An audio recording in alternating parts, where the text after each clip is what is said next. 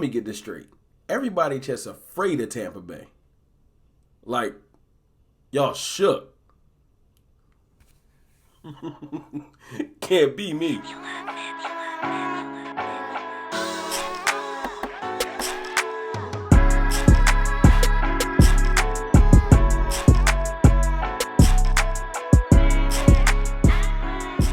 What's good, people? It's your boy, Mr. Rome, Cowboys fan talk. Right back like I never left. What's good with y'all, man? Look, I know it's later than normal. Sorry for jumping in here so late. Busy day, you know what I'm saying? But the show must go on. Today, we started our first practice in prep for Tampa Bay. Everything from this day forward is all about Tampa Bay. And before this day, should have been about Tampa Bay. So, you know what I'm saying? It's good that the team is locked in. We had some players come back today off of the COVID list.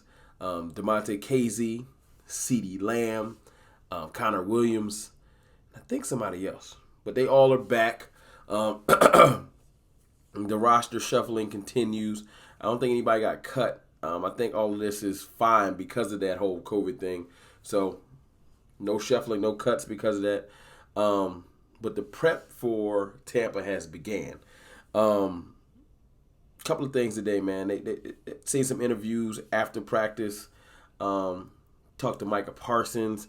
And I think I'm going to dedicate a whole video to Micah Parsons about what he was talking about today. Talking about how he's integrating with teammates and how, I told y'all before, he's the spark plug that's going to change this whole defense. Like, I know everybody's just saying he's just a linebacker. He can't make all the difference. He's going to change everything. Everything. But I want to elaborate on that a little bit further. I'm not going to get to that today. They talked to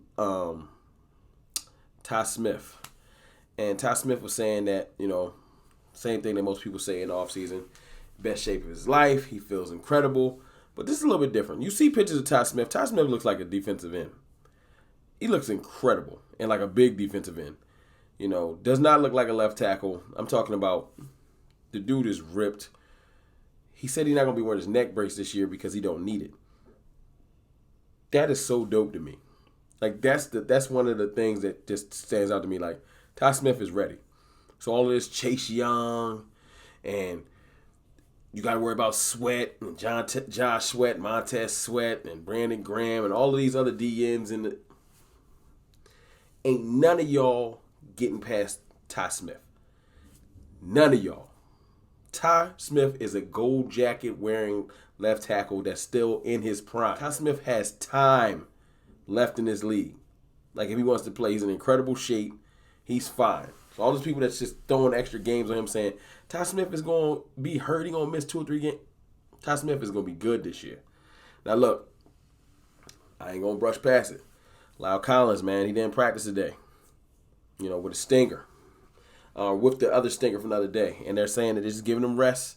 The hopes is that he practices Sunday and prep for the game on Thursday. I ain't panicking yet. I am not panicking yet. And just before anyone says that I'm stealing stuff from Mike Fisher like I heard before, which is funny to me.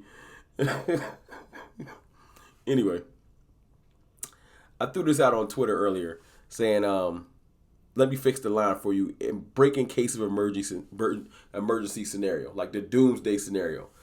Like, you just Ty Nsekhe just ain't it. It's easy.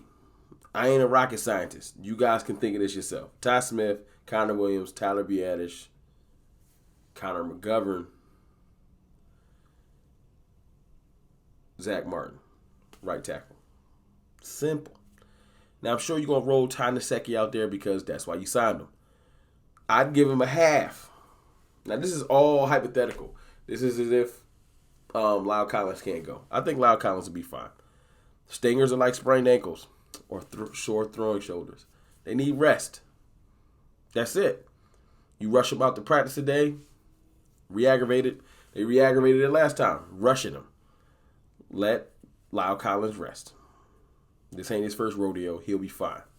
You know what I'm saying? So, also, we had some players switch some numbers today. I think Trayvon Diggs went from 27 to 7.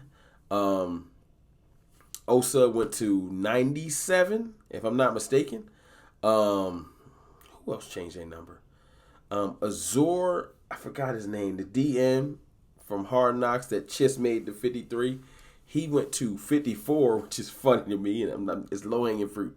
I'm not taking that joke. Might be a bad omen for him, especially if he ends up getting cut. There's some other number changes that I don't remember. Y'all let me know in the comments who I'm missing that changed their numbers. Trayvon Diggs is the big one. Osa's another one for me. So, Jabril Cox, I think, went to 14 from his number he started camp with. So those are the numbers that I'm worried about. Those are the future cornerstones of the Cowboys defense. Let's talk about why everyone is scared of Tampa. Like, what y'all so afraid of? Like, I get it. They're the Super Bowl champions. Okay. I've seen Tom Brady's teams come off of winning the Super Bowl and get their ass blown off the field first game.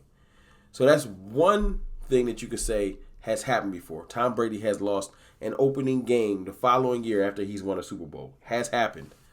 Along with Gronkowski, one of his teammates. Fine.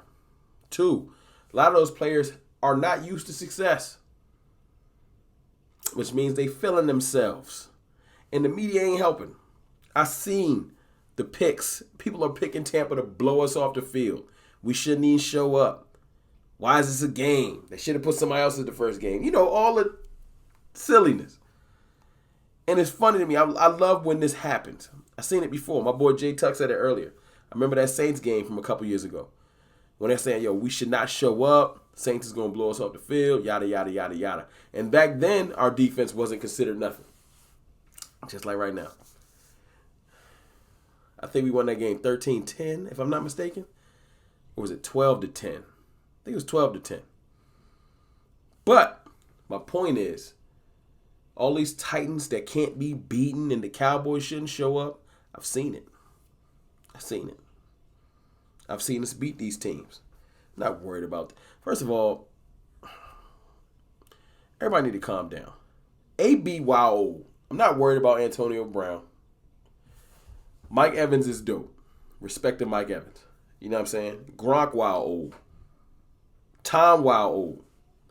And guess what happens to wild old players? Eventually, their age catches up with them. You know, and I can hear people now. You banking on them being too old? No, I'm just banking on our players busting their ass.